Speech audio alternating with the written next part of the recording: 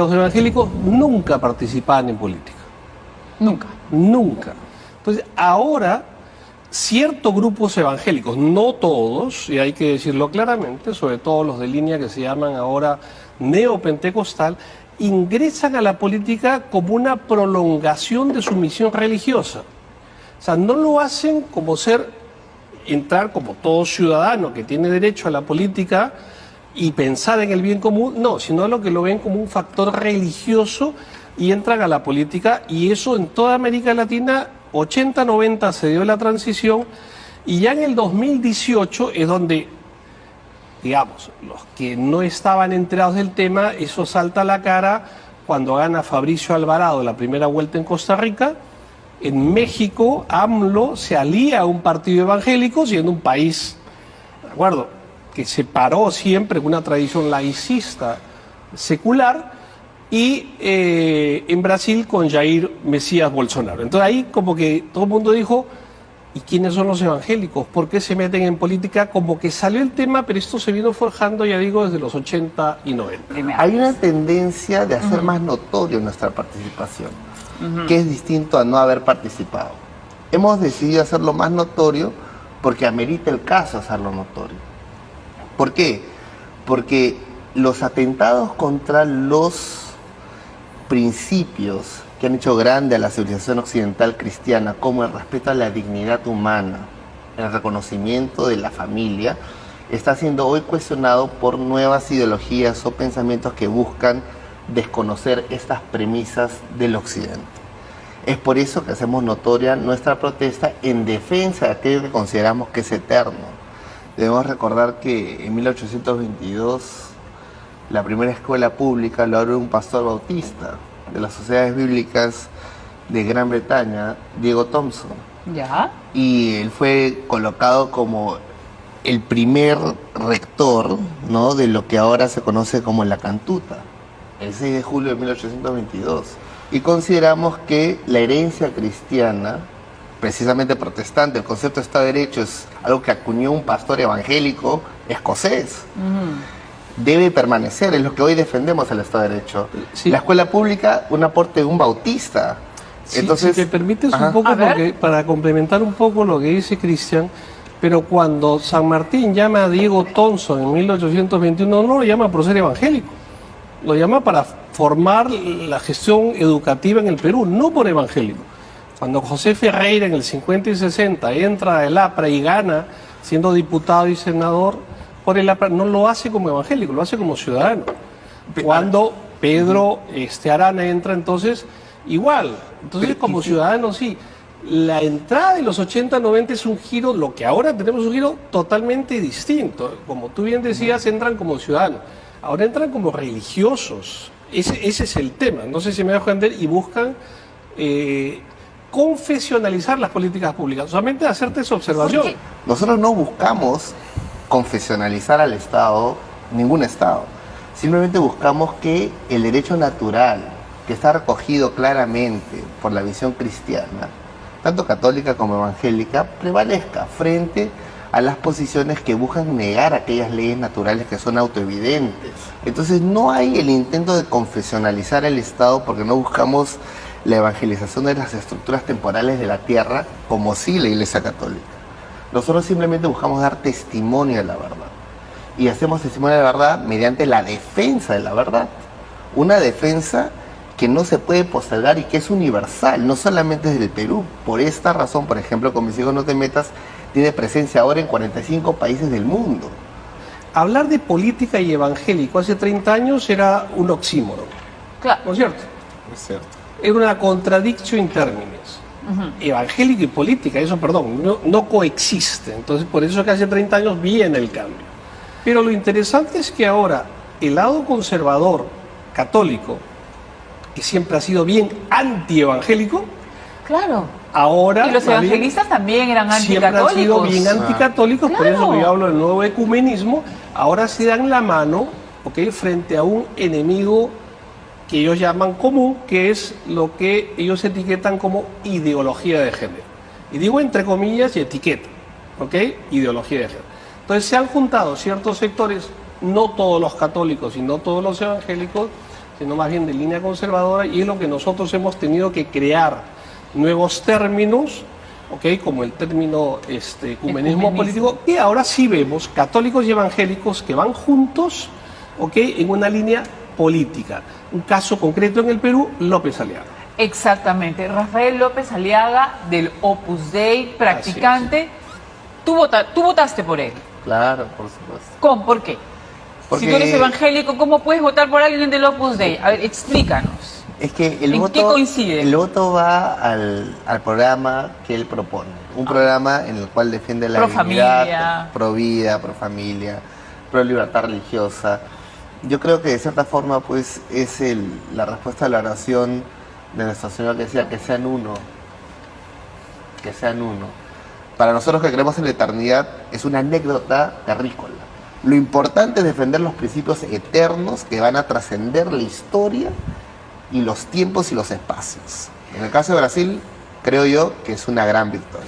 Perdón, en el caso de Brasil, es curioso el uso del término pro vida, ¿no? Porque hoy tenemos una situación en la cual Bolsonaro es visto por los conservadores cristianos como el candidato pro vida.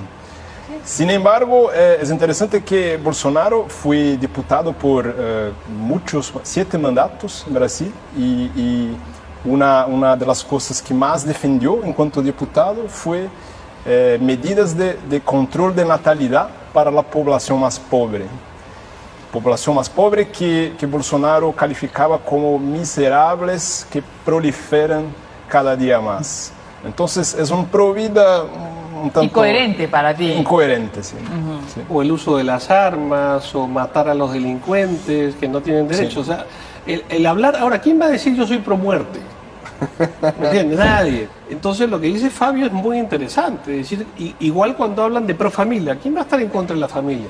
La pregunta es ¿qué modelo de familia tienes tú? Ah, no, solo papá, mamá, hijo, abuelita y perro. Ay, perdón, o sea, familias ahora tenemos de diferente tipo y creo que hay que conservar, pero la familia no en el modelo restringido, que sí funcionaba antiguamente, sino en los nuevos modelos de familia que hay actualmente. Hay una etapa en la cual el libertinaje moral, ¿no?, hace que no se pueda distinguir más entre la verdad y la mentira, ni siquiera entre un hombre y una mujer. No se le puede distinguir, a pesar que nuestro cuerpo no sabe mentir. Se pretende decirle que lo que no es y lo que es. Y eso es algo que toda persona que aún mantiene su conciencia, criterio y sentido común debe de oponerse audible y notoriamente. Por eso es que marchamos, porque esas cosas no se pueden pasar por agua tibia. Esas cosas se tienen que decir con claridad, se tienen que confrontar. Y no se puede construir justicia sobre algo que es falaz, una mentira. Porque la justicia tiene que ser verdadera a la vez, como los juicios de nuestro Señor, A mí justos algo y que- verdaderos. Donde hay sistemas totalitarios, al hereje se le persigue, se lo mata.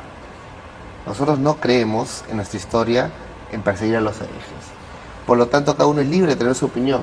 ¿Puedo hablar sobre la libertad? Que creo que es muy importante e interesante esta cuestión, ¿no? Es interesante que hoy, en el gobierno Bolsonaro, lo que vemos en Brasil es una intimidación de líderes religiosos, muchos evangélicos, contra sus miembros por el voto. Entonces, por ejemplo, hay una coacción o coerción de líderes evangélicos para que los feligreses no voten para Lula, en Lula. Cuando mezclamos religión y política, la cosa se vuelve muy complicada. Eso no quiere decir que los católicos o evangélicos renunciemos a nuestro pensamiento cristiano. Eso no quiere absolutamente nada decir. Pero me gusta más, por ejemplo, el modelo católico en el sentido de que los sacerdotes no pueden participar en política. Eso por el derecho canónico. Ahora, Desde toda la vida como candidato de partido. Y si lo hacen, tienen que renunciar. Caso concreto, padre Marco Arana. Entró a la política, tuvo que irse. De la diócesis de Cajamarca. En el caso de los evangélicos, ellos pueden y son pastores. Y a su vez son políticos. Son pastores de sus iglesias y políticos de sus partidos. Entonces confundir esas dos Sí, porque dimensiones llega a ser muy a peligroso. veces el hemiciclo parece un templo. A veces escuchas unos discursos y parece una iglesia. Qué bonito. ¿Te parece bonito eso? Claro, porque Pero no sería cada cosa en su lugar. Cuando gana Bolsonaro, yo fui a Brasil un mes, porque esto vengo analizando hace muchos años, y conversando con evangélicos les decía, pero a ver, ustedes que son, y no hay que confundir moral con ética, la moral sí es cambiante, la ética no. Entonces, no es que la moral sea ética, la moral es grupal, situacional, temporal. Entonces, conversaba yo con ellos y digo, pero ustedes siendo tan éticos en su conducta, Bolsonaro es homofóbico, es racista, es xenofóbico, ¿de acuerdo? O sea, se ha casado 3 veces y ustedes mantienen más bien el matrimonio único. En fin, ¿cómo pueden votar por él? Y coincidieron muchos, dijeron, es que Bolsonaro, dice, es o eleito de Deus, el elegido de Dios. Entonces ya yo dije, frente a este discurso, No hay nada. ya no hay nada que hablar. Y entonces yo veo, el peligro es desacralizar a los candidatos y tener un voto, ya digo, que tiene que ser un voto político con esa dimensión religiosa sacralizada.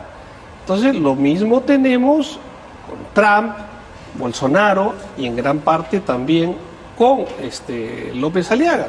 Entonces, cuando el candidato se cree el Mesías, el elegido de Dios, y que habla con Dios todas las noches, yo insisto en que debemos de separarlos, pero eso no implica, digamos, que los católicos o evangélicos podamos actuar en política defendiendo nuestros principios, pero planteando, como se llama el título de este primer libro, que toma las palabras de Jesús, diferenciar lo que es a Dios, lo que es de Dios, y al César lo que es del César. Quisiera hacer mención sobre el caso de Bolsonaro y Trump para quizás entender. Tus líderes. Tus ídolos. No necesariamente, pero yo admiro, por supuesto, a ambos porque han decidido hacer lo correcto. Si se conoce eso de Trump o de Bolsonaro, eso no los descalifica como seres humanos. Todos tenemos la oportunidad de poder cambiar. Todo el mundo puede cambiar, pero tenemos algunos problemas, ¿no? El problema de Bolsonaro es que Bolsonaro, debemos hablar claramente, es un líder autoritario y quizás la más grande amenaza a la democracia brasileña de los últimos 20 años. Bolsonaro ha dicho muchas veces que no reconocería el resultado de la elección si él no fue elegido, si él pierde. Igual que Trump, igual que López Aliaga. Es el mismo libreto. Sí.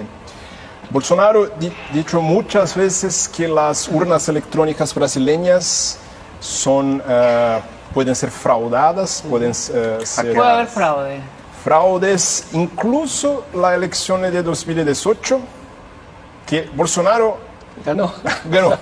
Pero para Bolsonaro su ventaja sería más grande, entonces hubo fraude en las elecciones de 2018. Tan mal no lo habrá hecho porque está cerca de ser presidente. O sea, según la última encuesta, Lula y Bolsonaro lo separan 3 puntos. O sea, tan mal no lo habrá hecho. O los brasileños están locos de querer votar nuevamente por ese líder que amenaza a la democracia.